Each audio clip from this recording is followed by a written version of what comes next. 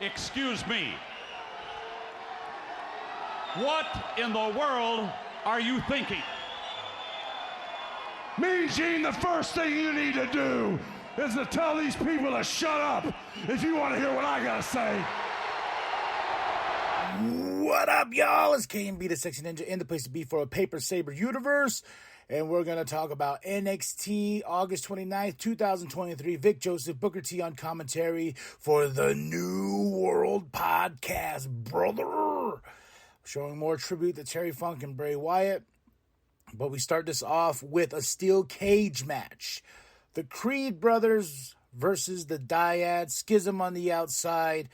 This match was awesome. I mean, right when the Creed brothers were coming out, Schism attacks Brutus. They carry him off, and it's just Julius in there solo, taking them all on and talk about strength. And the best part is when Brutus comes back out after beating up Schism and everyone and coming out and ripping the door off the steel cage and getting inside and beating the Dyad. The Creed brothers are reinstated back in NXT. Ivy comes out to celebrate. It's a great moment. And this was just a fun way to start the show. I had so much fun. There's this great power bomb spot with Julius where he's like just a one-arm power bomb. It's like, oh shit, you know. And I gotta tell you, Vic Joseph and Booker T's commentary, especially Booker T, like they balance each other out so well. And when they did that one arm, when Julius did that one arm power bomb, Booker T just goes off like, oh my, you know, I love Booker T and Vic Joseph. They're just so great. Roxanne Perez promo package.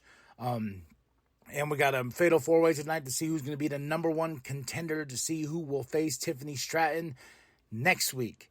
I don't understand why we're not having this going to be part of No Mercy, the next NXT pay-per-view. I was just like, oh, okay, so you're throwing away another women's championship match that we could probably build to for a pay-per-view. Okay, sure, why not? Global Heritage Invitational. This is the first round. There's Group A, there's Group B. Butch versus Charlie Dempsey. Drew Gulak's on the outside, Kemp as well. Butch for the win, and this is a tournament to see who's going to get the Heritage Cup. We'll go at Noam Dar to have them fight at No Mercy, I'm guessing, at No Mercy for the Heritage Cup. I don't know, the rules were a little bit, what do you call it? They're like, there's points, and there's this, and then on the next match for the night, he's like, he's got 2 points. I'm like, how does he got 2 points? I must be stupid, because I'm looking at the rules and whatnot. It's like the Heritage Cup, you know. It's like there's so many rules that you have to follow instead of just it being a match, you know. Like, so there's points involved in this Global Heritage Invitational. But Metaphor watches on. They had this nice little booth thing going on above the commentary team and above the crowd, where they sat there like kings and queens. Now we have Ilya Dragunov calling out Carmelo Hayes. And, of course, Metaphor, since they're up there, they interrupt. And Ilya's like, you know, I'll go up there. And they're like, whoa. Oh, no, I was like, no, I'm not scared of you. I'm not scared of you anyway, anyhow. You know, if you want to fight, we'll fight. And we'll do this next week. But no, Oro Mensah comes down. He's like, you know what? You can't handle Noam Dar, but I will face you next week. And they get into a fight. But Ilya Dragunov will take on Oro Mensah. I like the build to more towards Carmelo Hayes, you know, for the NXT Championship.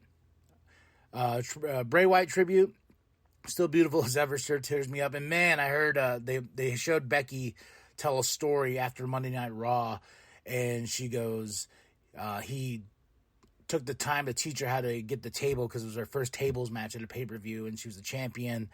And she goes, that's the man he was. Like, he would take time out of his day to help her learn how to get a table from out under the ring, because those tables are heavy, you know. It was a nice little thing to see on Becky talk about Bray Wyatt in that sense, and why she cried at the end while holding up her tribute to Bray and everything. And it was beautiful. Gigi, Kiana, and Blair package, it was Kiana and Gigi package, promo package. They're like, Roxanne gets her own, but Gigi and Kiana, you got to share. Dana Brooke and Kalana Jordan versus Elektra Lopez and Lola Vice. Elektra Lola for the win. Really didn't care. Dijak versus Eddie Thorpe. This rivalry is something I'm not really invested. Dijak for the win. The next Global Heritage Invitational match is Nathan Frazier versus Joe Coffey with Gallus on the outside. Joe Coffey for the win. I don't know. This whole Heritage Cup thing, I'm just really not invested. I'm really not invested at all. I like all the talent that's in it, especially Butch. I want to see Butch go all the way. Even Joe Coffey. Joe Coffey's a bad mamma jamma. And of course, Metaphor watching on from their little cubicle thingy. And after that, we have on Instagram, Mommy and Dirty Dom. They said Dom was like Ali and the Dragon Lead need to figure out what's going on with themselves. They face each other, and whoever wins will face Dirty Dom at No Mercy for the North American Championship. But to make things fair, just to make sure we get a clear-cut winner, Chicken Dinner, Dirty Dom's going to be the special guest referee. Because Mommy put that in Dirty Dom's ear. Now, the number one contendership match for the NXT Women's Championship. We have Roxanne Perez, Blair Davenport versus Gigi Dolan versus Kiana James. And man, this was awesome. I mean, just full-blown balls to the wall. These four women just go at it. And I was rooting for either Roxanne or Gigi. And Blair was my third pick. Kiana James was far from not being a pick at all. But she won. And I was like, what the fuck?